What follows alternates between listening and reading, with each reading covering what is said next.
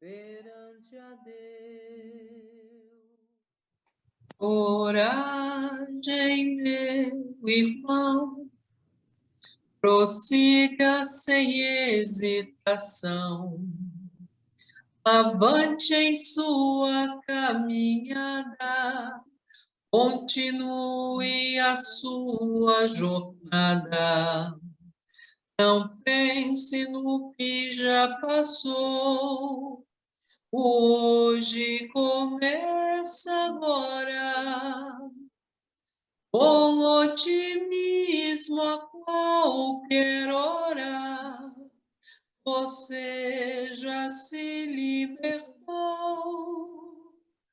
Com otimismo a qualquer hora, você já se libertou.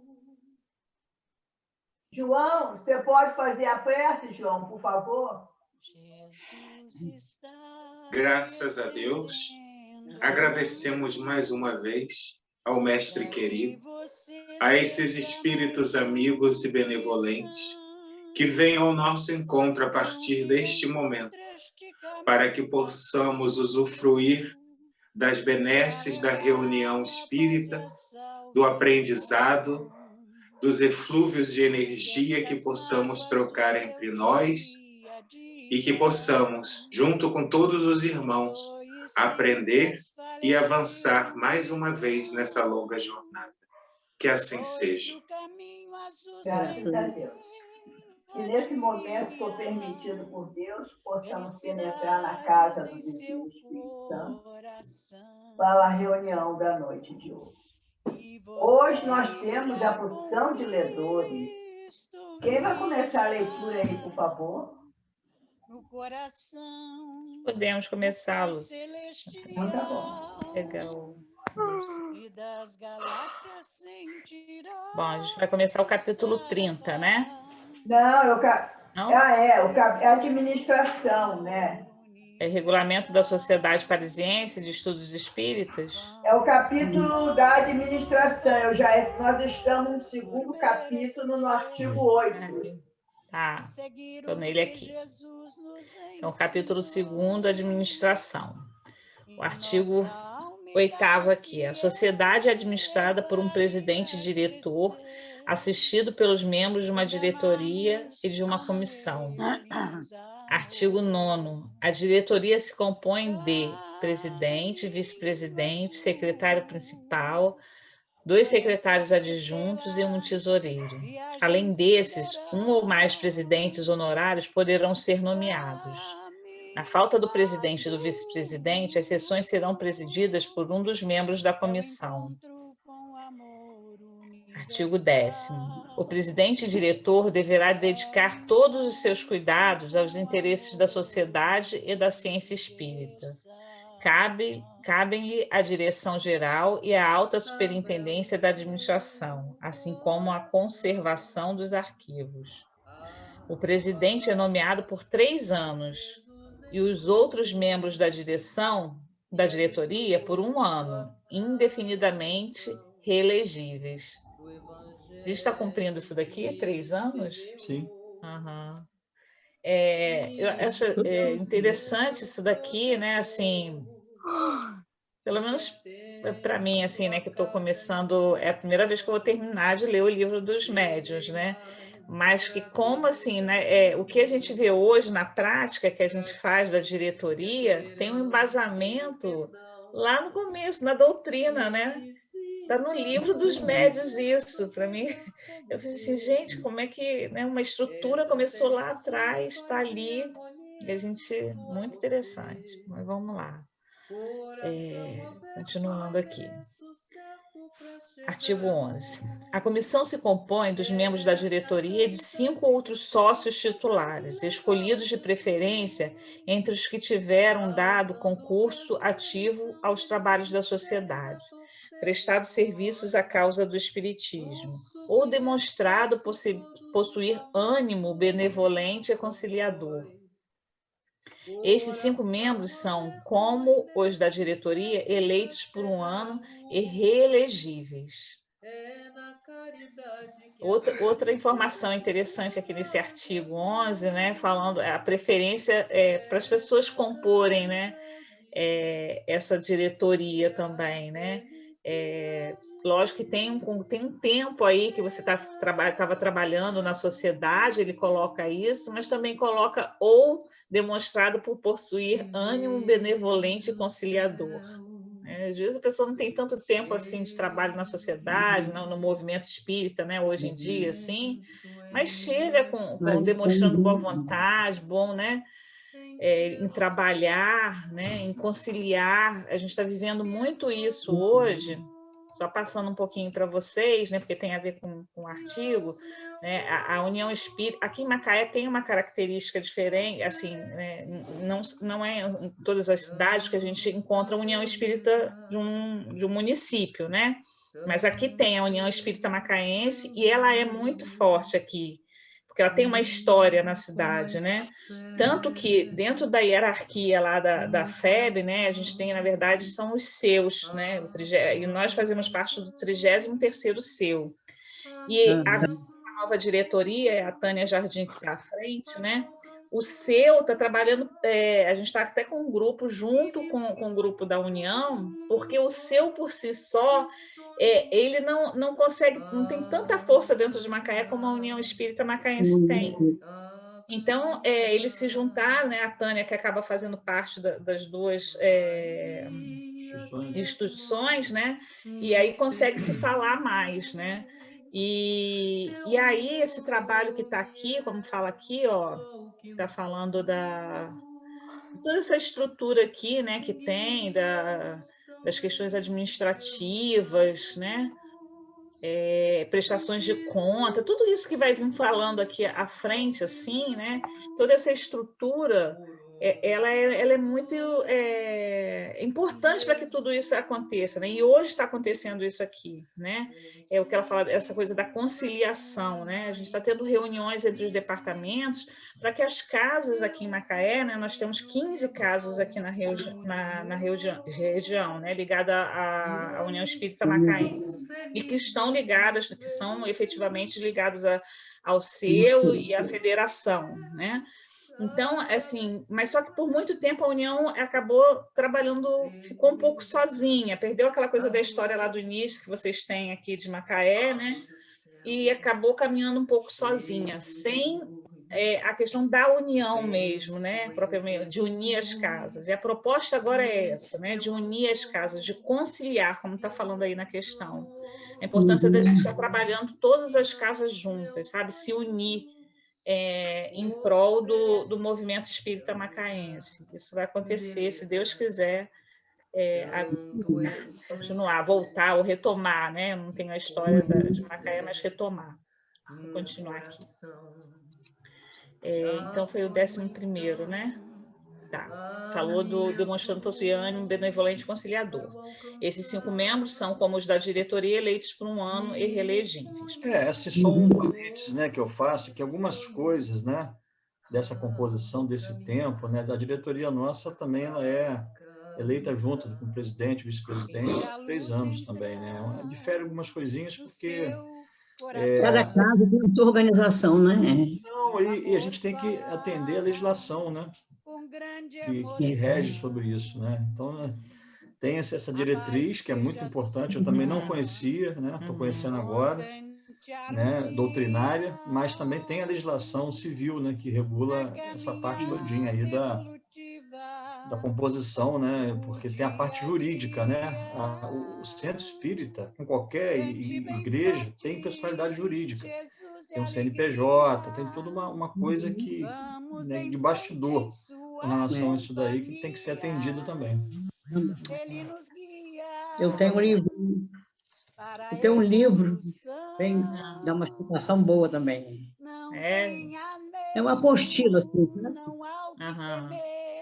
A comissão é de direito presidida pelo presidente diretor, ou em falta deste, pelo vice-presidente, ou por aqueles de seus outros membros que para esse efeito seja designado. A comissão tem a seu cargo o exame prévio de todas as questões e proposições administrativas e outras que hajam de ser submetidas à sociedade. a fiscalização das receitas e despesas desta e as contas do tesoureiro, a autorização das despesas ordinárias e a adoção de todas as medidas de ordem que julgue necessárias. Compete-lhe, além disso, examinar os trabalhos e assuntos de estudo propostos pelos diversos sócios, formulá-los ela própria, a seu turno, e determinar a ordem das sessões de acordo com o presidente.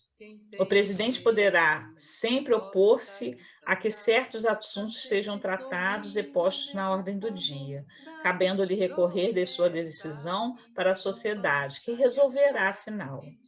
A comissão se reunirá regularmente antes das sessões para exame dos casos ocorrentes e também sempre que julgar conveniente. Os membros da diretoria e da comissão que, sem participação, se ausente por 3 meses consecutivos, são tidos como renunciantes às suas funções, cumprindo providenciar para a substituição deles. E aí, outra paradinha aqui, né? E aí a gente sabe assim, imagina assim, nos dias de hoje, nossa casa, por exemplo, uma casa pequena, né? Que a gente sabe que quase que uma função faz um monte de função juntas, né? Então, mesmo que a pessoa falte 3 meses, a gente não consegue nem que ela renuncie, a gente vai acolher e fala assim, por que você está faltando? Vem cá, vamos trabalhar, vamos voltar. A gente vai estar sempre pedindo ajuda. Aqui está pedindo, para avisar. Pois é, né? Vai se ausentar, né? Assim como nessa parte administrativa, né, eu lembro que, não sei se Lúcia que falava isso, que assim, por exemplo, na parte doutrinária, né, das pessoas que compõem lá a mesa de estudo, lá da parte de mediunidade, né, que a pessoa quando falta mais de uma vez, né, fica faltando muito para voltar, ou então para dar passe, está muito ausente da casa. Precisa de uma disciplina, né? Claro. Exatamente. Vamos lá. Então, foi o 11 que eu terminei, né? 12 agora, artigo 12. As decisões, quer da sociedade, quer da comissão, serão tomadas por maioria absoluta de votos dos membros presentes. Em caso de empate, preponderará o voto do presidente. A comissão poderá deliberar, quando estiverem presentes, 4 de seus membros. O escrutínio secreto será obrigatório se o reclamarem 5 membros. O Alessandra, quando eu entrei no Divino, na reunião mediúnica que eu fui chamada, eu ainda trabalhava à noite, então eu não podia participar de reunião de sexta-feira. A não ser quando eu recebi folga na sexta, aí eu pude participar. Já estava na reta de eu me aposentar e eu fui. Ela, não é a Cláudia, ela dona Anise. Cláudia não ia às sextas-feiras, ela não ia. Muito difícil, ela ia na quinta, sexta não. Aí, ela dona Anise. O que acontecia na sexta-feira? Se você faltasse, não sei se era 1 ou 2, alguma coisa assim, você não poderia sentar à mesa mediúnica. Você não poderia. Você ficava na assistência, ali, sentada nos bancos, aquele banco de antigamente, nessas cadeiras não, é o centro antigo. Você ficava ali, cumpria umas 3 sextas-feiras para ser envolvida de novo na vibração, porque as pessoas não entendem. Quando elas se afastam muito, elas precisam ser inseridas outra vez na vibração. Não é castigo, não, porque muita gente, eu estou fora. É a vibração que você precisa ser inserida outra vez ali. Então, ela ficava ali para ser envolvida novamente na vibração. Aí, a dona Anise autorizava a sentar à mesa mediúnica. Entendeu? Se você, por exemplo, tem pessoas que, por determinados motivos, cada um tem o seu motivo. Cada um tem os problemas, essas coisas todas. Ela se afastou do grupo espírita.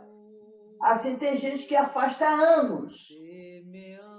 Anos se afasta da casa espírita.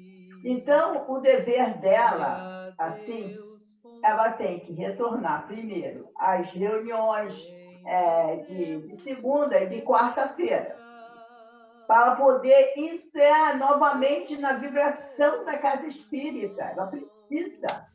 Ela se afastou, ela precisa entrar novamente na vibração da casa espírita, para depois, então, com o tempo, ela ser autorizada, se ela frequentava as sextas-feiras ou quinta, ela ser autorizada a retornar àquele trabalho, porque ela precisa ser envolvida nessa vibração.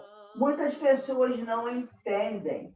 Elas acham que elas podem chegar lá na casa espírita, eu tenho mediunidade, e quer ir para a sexta-feira. Não pode, não deve. Primeiro, ela tem que estudar primeiro, incluir na vibração.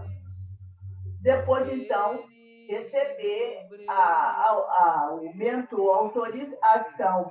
Agora, tem gente que, às vezes, ela não pensa nisso, ela se afasta antes. Se afasta. Aí, um belo dia, apresenta na sexta-feira. E aí? Se você barra a pessoa, fala assim, fulano, o certo, ainda bem que agora tem a Alessandra lá, eu vou sair dessa função, dá para conversar, pouco. A Alessandra é um desgaste muito grande.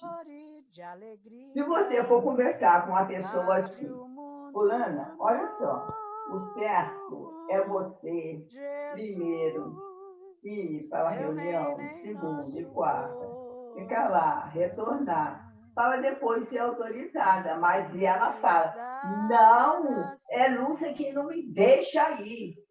Quer dizer, você estuda ou não estuda a doutrina espírita?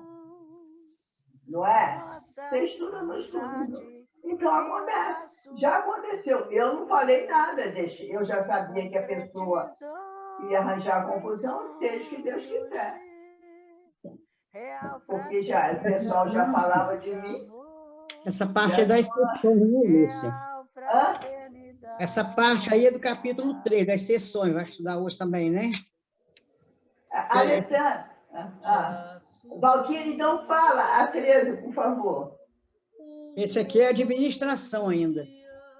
Artigo 13. De 3 em 3 meses, 6 sócios escolhidos entre os titulares e os associados livres serão designados para desempenhar as funções de comissários. Os comissários são encarregados de velar pela boa ordem e regularidade das sessões e de verificar o direito de entrada de toda pessoa que se apresenta para elas assistir. Então, tem que verificar estas pessoas que chegam, né? Para esse efeito, os sócios designados se entenderão de maneira que um deles esteja presente à abertura das sessões. Artigo 14. O ano social começa a 1º de abril. Você não sabia. As nomeações para a diretoria e para a comissão se farão na primeira sessão do mês de maio. Os membros de uma e outra em exercício continuarão nas suas funções até essa época. Essa data específica, então, né? Artigo 15. Para se proverem as despesas da sociedade, os titulares pagarão uma cota anual de 24 francos e os associados livres a de 20 francos. Então, eu não vou pagar, que eu já não pago mesmo. Franco é o nosso dinheiro, né? Os sócios titulares, ao serem admitidos, pagarão, além disso, de uma vez, como joia de entrada, 10 francos. A cota é paga integralmente por ano corrente. Os que forem admitidos só terão que pagar do ano em que se der a admissão os trimestres ainda não decorridos, incluído e em que essa admissão se verificar. Quando marido e mulher forem aceitos como associados livres ou titulares, só uma cota e meia será exigida pelos dois. Cada 6 meses, de 1 de abril a 1 de outubro, o tesoureiro prestará à comissão contas do emprego e da situação dos fundos. Pagas as despesas ordinárias de aluguéis e outras obrigatórias, se houver saldo, a sociedade determinará o emprego a dar-lhe. Tomará dar conta de pagar o que deve, vai, né, sobrar. Pagas as despesas ordinárias de aluguéis e outras obrigatórias, se houver saldo, a sociedade determinará o emprego a dar-lhes. Artigo 16. A todos os admitidos, associados livres ou titulares, se conferirá um cartão de admissão comprovando-lhe a categoria. Esse cartão fica com o tesoureiro, de cujo poder o novo sócio poderá retirá-lo, pagando a sua cota e a joia de entrada. Ele não poderá assistir às sessões, senão depois de haver retirado o seu cartão. Não o tendo feito até um mês depois da sua admissão, será considerado demissionário. Será igualmente considerado demissionário todo sócio que não houver pago sua cota anual no primeiro mês da renovação do ano social, desde que fique sem resultado um aviso que o tesoureiro lhe enviará. Então, a pessoa depois fica, eu não entendo, esse negócio de francos, né? Isso não tem nada a ver, né? Franco é o dinheiro da França, né? Que era... porque era outro dinheiro, né? Não era nosso. Eu percebo, que é o seguinte, né? Que, na verdade, né, o Kardec, como ele era, né, uma pessoa de ciência, uma pessoa, né, letrado em várias ciências, também na parte também contábil, então a coisa não tinha uma organização, ele tinha que determinar algumas coisas práticas para que funcionasse, né? À luz do direito, né, civil francês daquela época, né, e que constituía as sociedades, né? Então, assim, muita coisa do que está aí a gente faz, né, de uma forma ou de outra. Dentro do possível, né? Bem parecido, e outras, assim, hoje são, assim, não são praticadas, né? Porque a gente sabe que ninguém é obrigado a pagar nada na casa espírita, né? As pessoas se associam, as pessoas contribuem por espontânea vontade, possibilidade, entendeu? Agora, a casa precisa ser mantida, né? Assim como na época de Kardec, na nossa época, qualquer entidade, né, igreja, precisa realmente de participação, né, das pessoas, das pessoas que para poder se manter, né, pagar as despesas, isso é uma coisa normal, mas funcionário, né, quando precisa. Sem nada obrigatório e sem a pessoa também ficar impedida, né, de frequentar a casa se não vier a pagar, né? Aqui está falando isso, né? Mas não é o caso. Mas ali tem mais aquela questão do sócio, né? O sócio da pessoa que assume uma como se diz? Compromisso, né? De pagar, entendeu? De pagar, de entrar como sócio, né? Que é um pouco diferente, né? O sócio contribuinte da pessoa que só frequenta a casa, né? Então tem umas particularidades, mas é muito interessante, né? Bom, a gente vê... Isso está dentro da obra espírita. Eu confesso a vocês que eu desconhecia, né, que tinha esse tipo de, pelo menos assim, de indicação, né, dentro dos livros básicos da doutrina. Eu sei porque eu tenho um livretozinho que já me deram e eu fui procurar, fui ler, fui estudar. É mais ou menos... A sorte nossa é que nós não pagamos aluguel. Isso mesmo, Lúcia. E eles lá na França, naturalmente, eles pagavam aluguel. Era uma forma de pagar o aluguel. E lá na França, naquela época, o espiritismo estava nascendo e não estava ainda como forma de... Assim eu acho, parece, de caridade, como é o Brasil. Agora de graça que de graça recebeste, como Alexandre falou. as pessoas vão, os sócios vão dar aquilo que estiver condição, ou não dar, se também não tiver condição. Ninguém vai deixar de entrar na casa espírita por não ter. Eu, quando frequentava a igreja católica, eu frequentava a igreja São João Batista, eu gostava daquela igreja, que era a mais simples.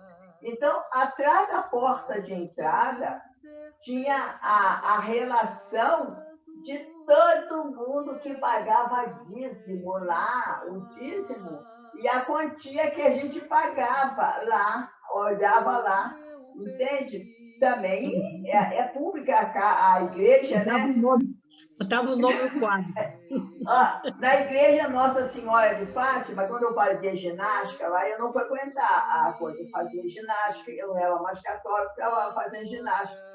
Tinha também o povo lá em relação a cobrar, tinha assim, uma coisa assim na porta lá, perto da entrada, a relação também do povo falando sobre a cobrança do dízimo, quem não pagou, essas confusão toda.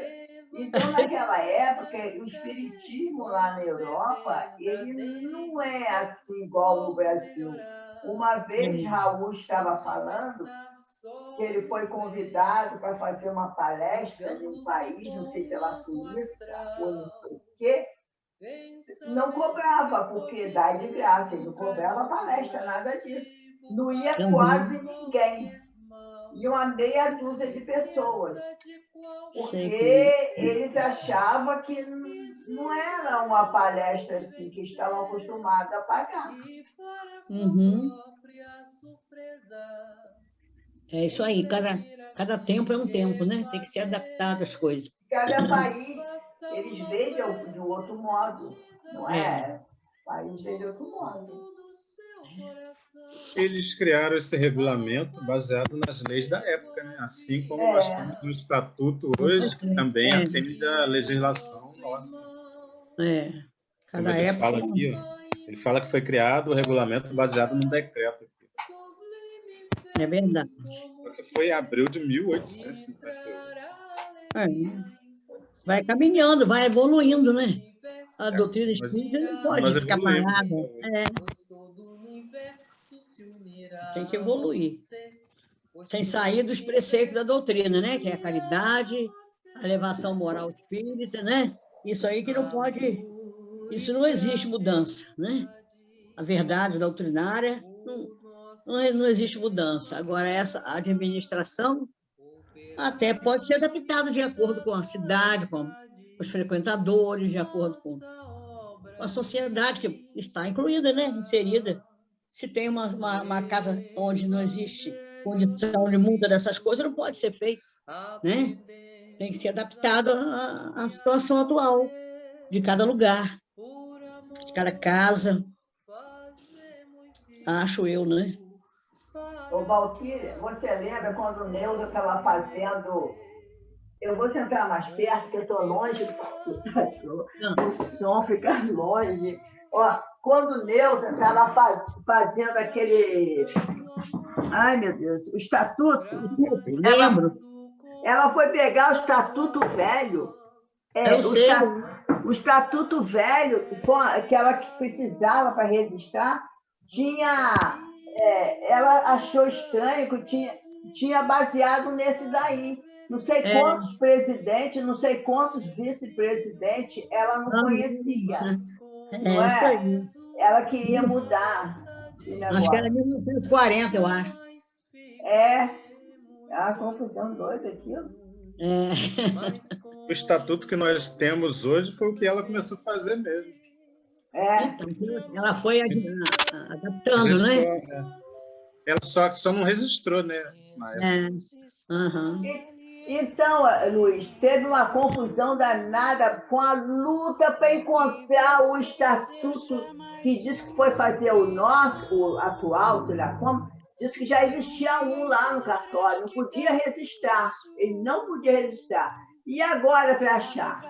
O homem lá do cartório não achava de jeito nenhum, ela ia não sei quantas vezes, uma loucura, não... Até que os espíritos, vovó Genoveva, que ajudou a encontrar o estatuto, que ele estava perdida de 1940, sei lá quando, para encontrar aquele negócio, precisou os espíritos encontrar, vai ajudar a encontrar. Que o homem queria desistir de procurar. Aí não podia andar para frente com a papelada. Lembra disso, não? Que errava. Djalminha ia lá ajudar para fazer lá a papelada. A papelada estava toda errada. Eu disse, Neuza, está tudo errado. Vou fazer tudo de novo. Olha a confusão de doido, né? Porque naquela época, Neuza sofreu para fazer isso.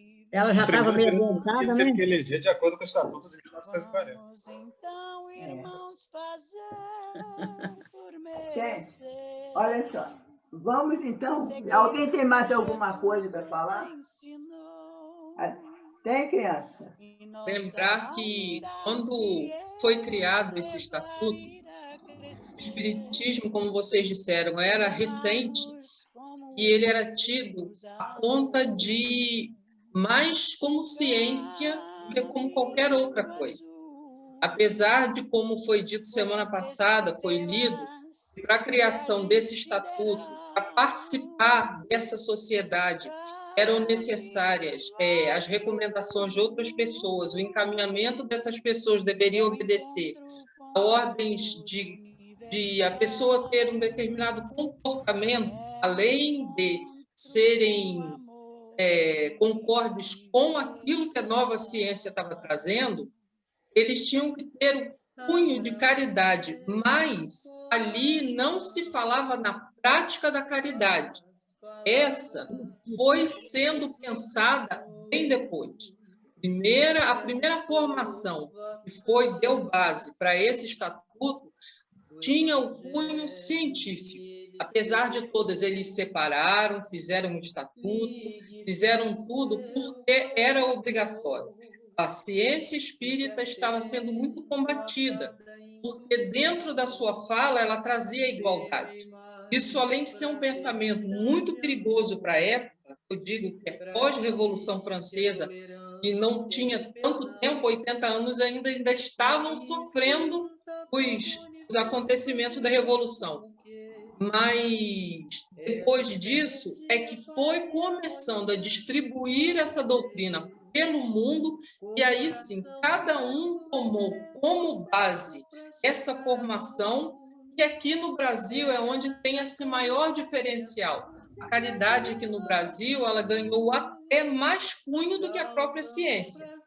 Aqui no Brasil se pauta, apesar dos estudos que foram apresentados, de toda a psicografia feita, toda a obra espírita que tem, o Brasil é muito rico em obras espíritas muito relevantes, que foram traduzidas, expositores que falam muito, mas aqui no Brasil ficou relegado bastante a prática da caridade como o caminho do espiritismo.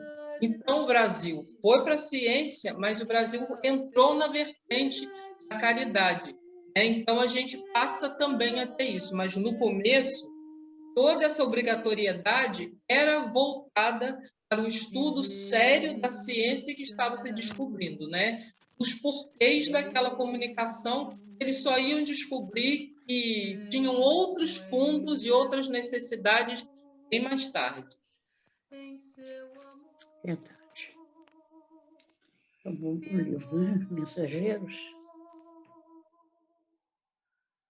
Vamos passar para o segundo livro, por favor. Hoje nós temos os ledores aí. Quem vai começar a ler, por favor?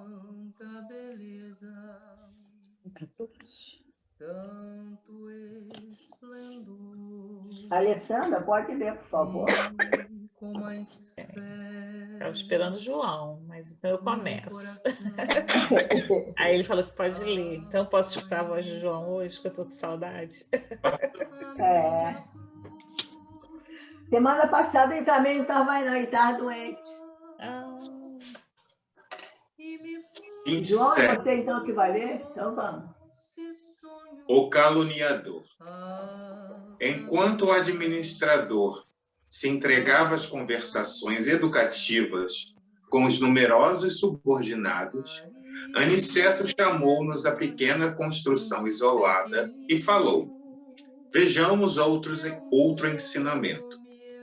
Avançamos na direção de algumas câmaras separadas. Nosso instrutor abriu uma porta e vimos um louco que parecia fundamente irritado. Fixou em nós o olhar inexpressivo e gritou estentoricamente. Aniceto, porém, adiantou-se e cumprimentou atencioso. Como vai, Paulo?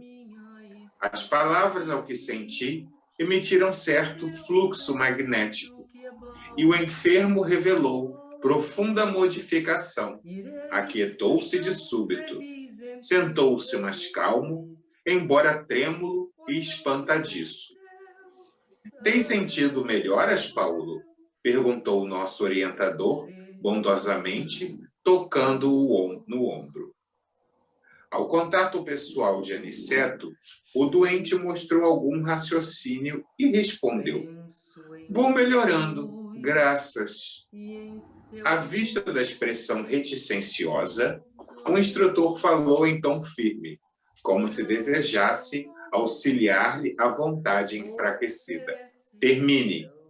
O doente fez enorme esforço e concluiu: graças a Deus. Anotando-lhe o sofrimento e a indecisão, lembrei dos enfermos nas câmaras, aos quais prestava Narcisa ampla colaboração afetuosa. Percebendo-me, as íntimas considerações disse o mentor esclarecido. Vem a diferença entre os que dormem, os que estão loucos e os que sofrem?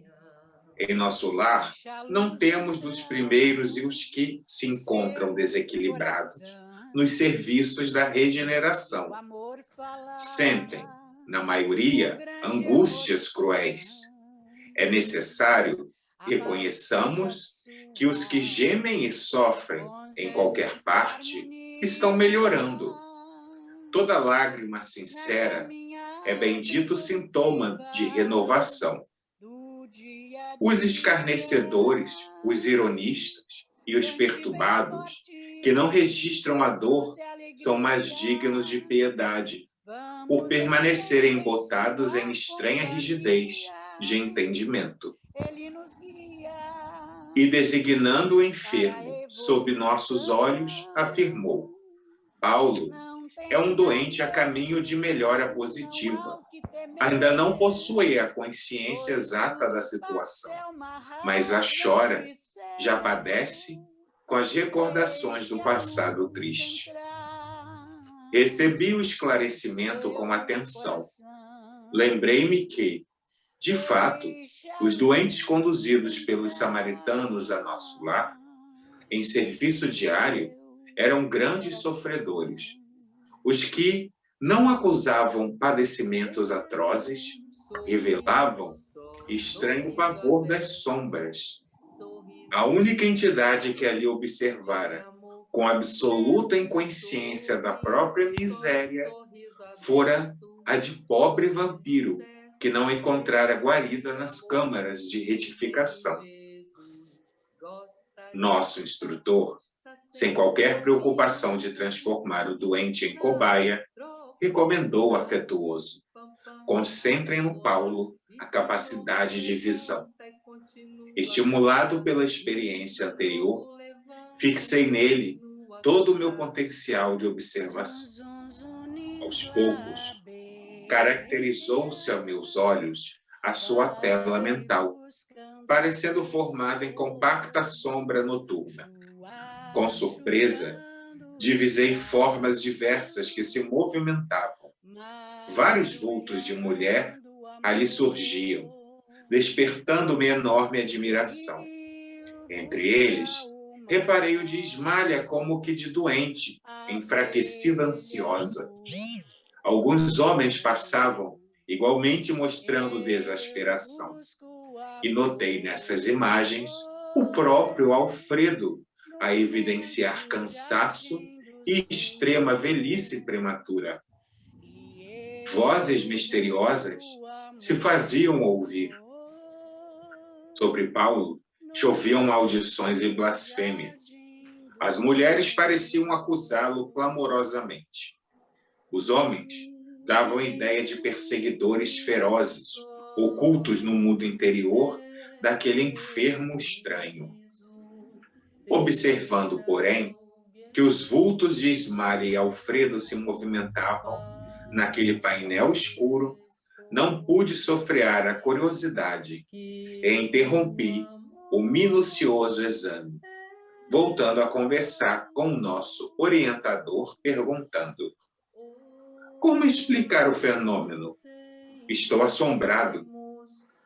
Antes, porém, que pudesse expressar maiormente o espanto que me dominara, Aniceto ajuntou: já sei. Admira-se da presença de Ismália e do seu marido nas reminiscências do enfermo. E ante a minha perplexidade, continuou: lembram-se da história de Alfredo? Temos diante de nós o falso amigo que lhe arruinou o lar. Paulo, contudo, não somente cometeu a ingratidão, como envenenou o espírito d'outras senhoras, traiu outros amigos e destruiu a alegria e a paz d'outros santuários domésticos. Observando Ismália aflita e Alfredo desesperado, nas recordações deles, vemos as imagens criadas pelo caluniador para seus próprios olhos.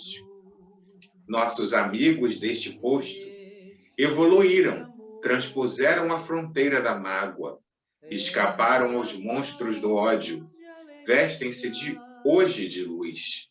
No entanto, Paulo os vê como imagina, para escarmento de suas culpas. O criminoso nunca consegue fugir da verdadeira justiça universal, porque carrega o crime cometido em qualquer parte, tanto nos círculos carnais como aqui. A paisagem real do espírito é a do campo interior. Viveremos, de fato, com as criações mais íntimas de nossa alma. Reparando minha dificuldade para compreender de pronto, Aniceto prosseguiu, depois de pequeno intervalo. Para melhor elucidação, recordemos a crucificação do Mestre Divino. Sabemos que Jesus penetrou na glória sublime logo após a suprema dor do Calvário. Entretanto, estamos ainda a vê-lo frequentemente pendurado na cruz, martirizado pelos nossos erros, flagelado pelos nossos açoites, porque a visão interior a isso nos compele. A condenação do Mestre foi um crime coletivo, e esse crime está conosco até o dia em que nos vestirmos na divina luz da redenção. O esclarecimento não poderia ser mais lúcido. Sentia-me diante de nobre revelação. O dever possui as bênçãos da confiança, mas a dívida tem os fantasmas da cobrança. Tornou o generoso mentor com grave acento. Readquirindo a serenidade, interroguei: mas Paulo veio ter casualmente a este posto? Não, respondeu Aniceto, atencioso. Foi trazido pelo próprio Alfredo, que se sentiu necessitado de disciplinar o coração. Nosso amigo, que hoje dirige esta casa de amor, desprendeu-se do mundo, sob intensa vibração de ódio e desesperação. Sofreu muitíssimo nos primeiros tempos, embora nunca fosse abandonado pela dedicação da abnegada companheira. Alfredo, todavia, não pôde ver Ismália enquanto não se desvencilhou das baixas manifestações do rancor. Socorrido em campo da paz, compreendeu as próprias necessidades. Então, logo adquiriu algum mérito, intercedeu pelo amigo infiel, buscou em recanto abismal, e tão nobremente se dedicou ao aperfeiçoamento de si mesmo, que conquistou a posição de administrador de um posto de socorro. Trouxe o tutelado em sua companhia e trata-o como irmão atualmente. Não julguem que o marido de Ismália conseguiu essa vitória espiritual tão somente pelo fato de desejá-la.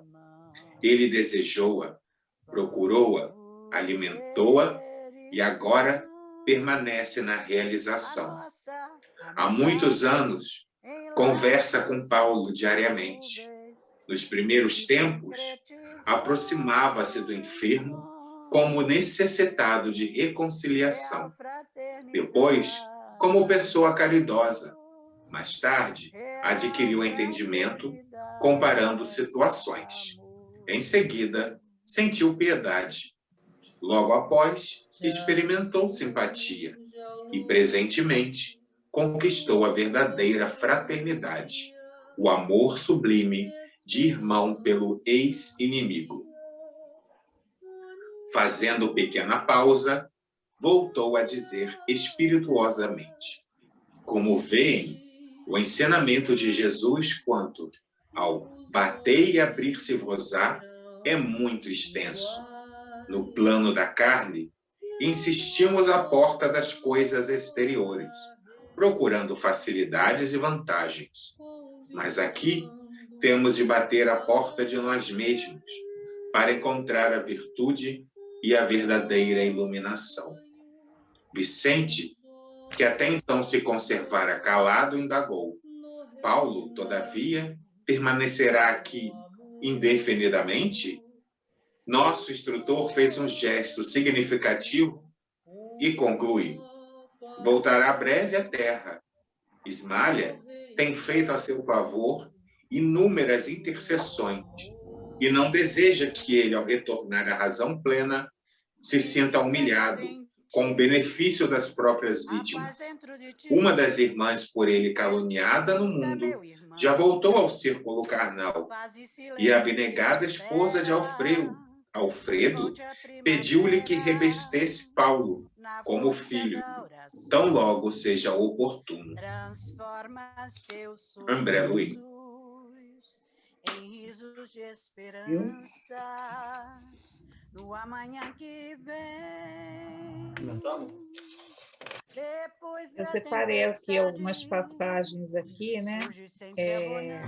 Alexandre, lembra do caso de Ismália, né? Não sei se todo mundo lembra, né? Quando eu só não lembrava do Paulo, né? O Paulo, ele na verdade, ele caluniou, né, a Ismália, o marido, e ela acabou morrendo de desgosto, porque ele largou e ficou só com os filhos. Não foi isso, Cláudia? Acho que era isso, assim, né? Então, mas ela aguentou até o final, né? Infelizmente, assim, pela dor, ela acabou indo desencarnando. E a primeira anotação que eu fiz aqui, né, foi assim: o criminoso nunca consegue fugir da verdadeira justiça universal, porque carrega o crime cometido em qualquer parte. Então, assim, isso é muito profundo, porque tudo que a gente faz aqui, né, o que a gente planta, a gente colhe, mas, né, e a gente vai colher, né, na verdade, ou nessa vida, ou em outras vidas que a gente vai voltar para resgatar tudo isso.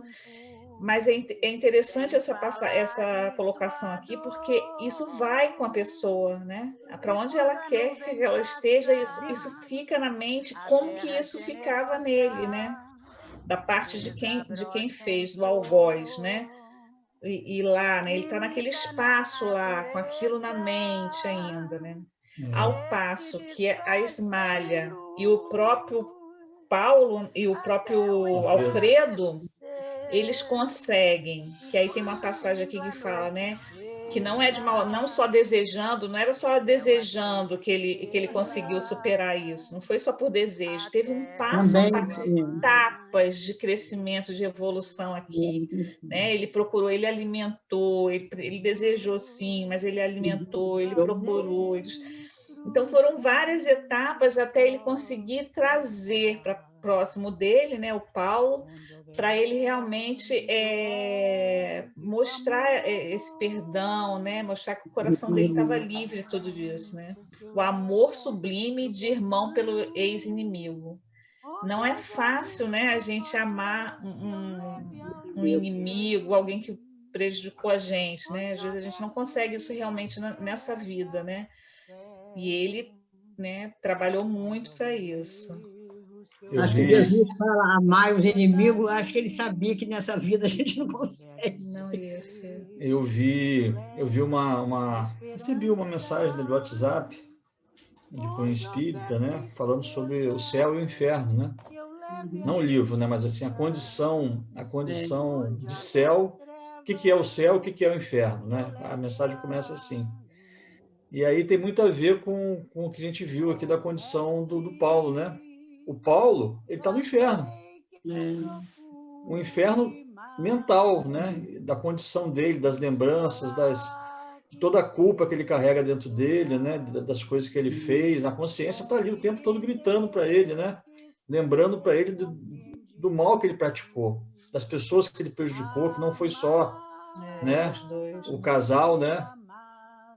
Foram outras pessoas, outros lares que ele destruiu. Então, é uma pessoa que tinha uma vida, teve uma encarnação, acho que a última encarnação dele foi muito, muito pesada e contrariou muitos débitos, né?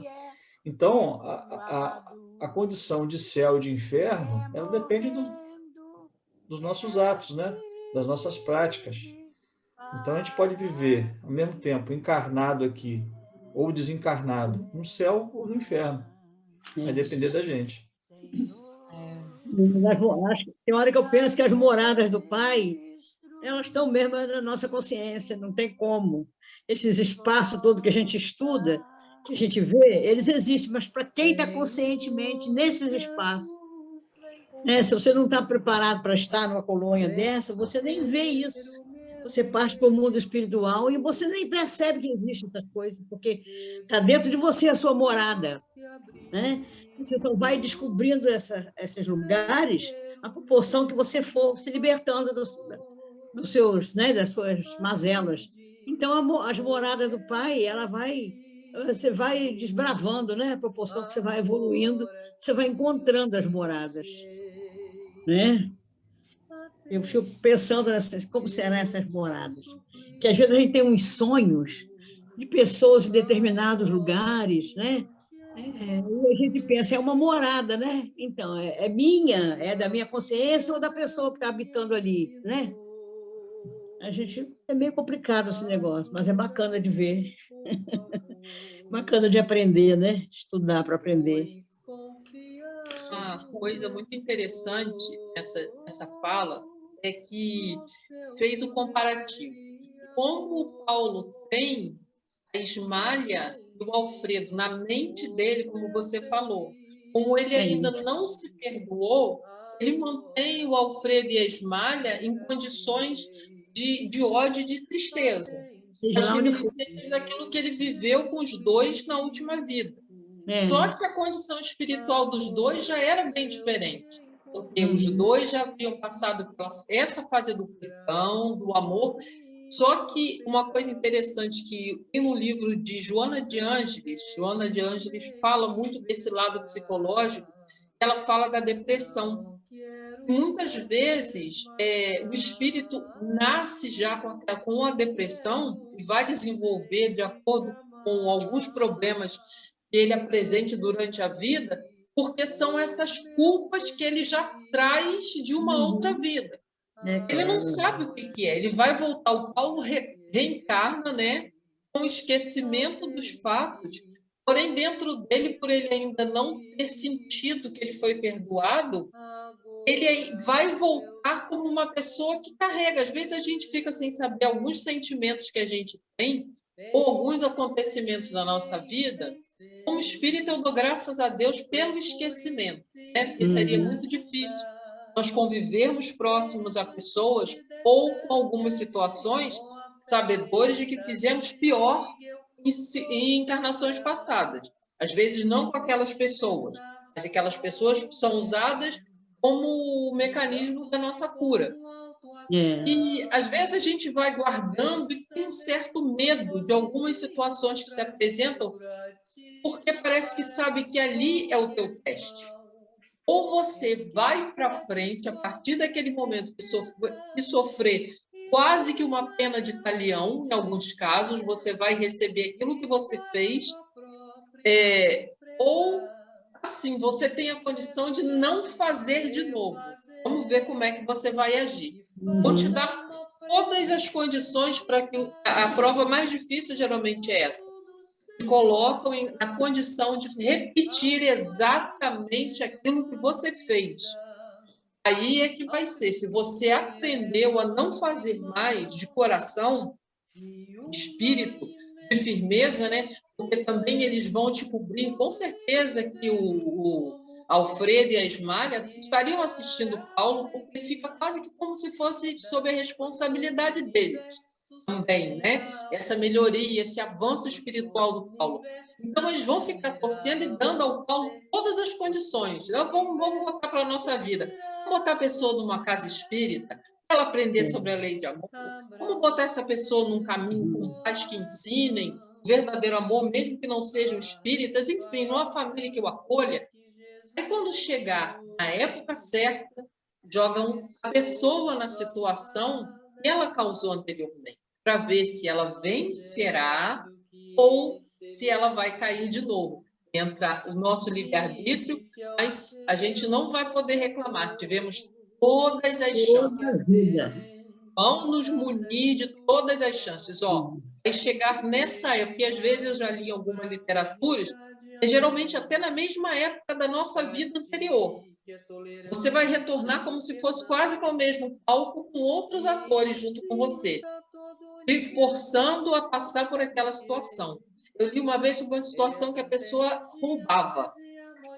E ela se macumunava com pessoas para fazer esse ato, e isso gerou para ela muito problema. Colocaram a pessoa na mesma situação, ou numa situação que pudesse levá-la ao roubo. Só que ela conseguiu vencer. Ela conseguiu escolher o outro caminho. Aí ela venceu e ela passa a não ter mais que cumprir aquela prova. Ela venceu aquela prova, foi feliz naquela escolha nova que ela fez, então ela está quitada. Essas coisas são muito interessantes dentro de todos os estudos que a gente faz, a gente juntando as coisas que a gente lê, que a gente estuda, para a gente ver como que a nossa vida é um enredo. Quando a gente olha a situação de uma pessoa, se a gente já conseguiu vencer alguma coisa que seja em nós, você vê, meu Deus, a pessoa está fazendo isso, uma pessoa distante. Às vezes a gente tem visto essa situação tão terrível do nosso país, e a gente vê as pessoas que voluntariamente se colocam ainda para tentar destruir mais ainda a paz das pessoas, né? Então, a gente fala, meu Deus do céu, quais os ensinamentos muito rigorosos que a pessoa ainda vai ter que passar para poder aprender essa nova lição. Então, a gente tem que ficar muito atento sempre. As lições que a gente recebe na nossa vida, e nenhuma delas, ainda mais as que nos movimentam, né, que vão colocar a gente ou para frente ou estagnados, essas, então, são de suma importância. Foram essas que nos trouxeram de volta. Com certeza. Mais alguém quer falar? Gente, então vamos agradecer a Deus por mais um estudo, por mais um aprendizado. Estamos ligados à Casa do Divino, que aqueles irmãozinhos que estão lá também possam receber todo o amparo e toda a ajuda que necessitam, que eles também possam seguir um passo. Valquíria, você pode fazer a prece, por favor? Sim, Luz. Graças a Deus, chegamos ao final da nossa reunião, agradecido por essa oportunidade, agradecido por tudo que aqui aprendemos, pelos conceitos que consideramos em relação à nossa casa, às nossas casas, a organização e o nosso trabalho na casa, a nossa atuação. Agradecemos ao Pai pelo estudo do nosso segunda parte do trabalho e agradecemos também, Pai querido, por tudo que recebemos, pela glória de estar vivo, pela certeza de que temos dias melhores que nos virão futuramente e pela preparação que a doutrina nos ajuda e nos dá, nos fortalece, para que possamos encontrar razões para esse nosso viver, dessa nossa encarnação, para que tornemos as nossas vidas melhor calmas, tranquilas, para que possamos suportar os reveses que aqui teremos que aguentar e que passar. Que o Senhor nos ajude, continue nos ajudando a suportar todas essas vicissitudes com fé, com resignação, com amor ao nosso próximo, com amor, inclusive, Pai, quando tivermos em nossas condições, aos nossos inimigos. Difícil, muito difícil. Agora temos um amor relativo a esses irmãos, mas com certeza, em algum outro tempo, em alguma outra vida, em alguma outra oportunidade, estaremos com certeza também aptos a perdoar e amar aos nossos inimigos. Fique conosco, Pai, proteja todos nós que aqui nos encontramos, nossos irmãos que não puderam comparecer, nossos irmãos que se encontram doentes, os nossos amigos que partiram para o pátio espiritual, que eles sejam bem acolhidos, que eles sejam bem compreensivos, que aceitem a nova situação, que entenda a sua verdadeira vida, que é a vida espiritual. Obrigado, Pai, por essa oportunidade.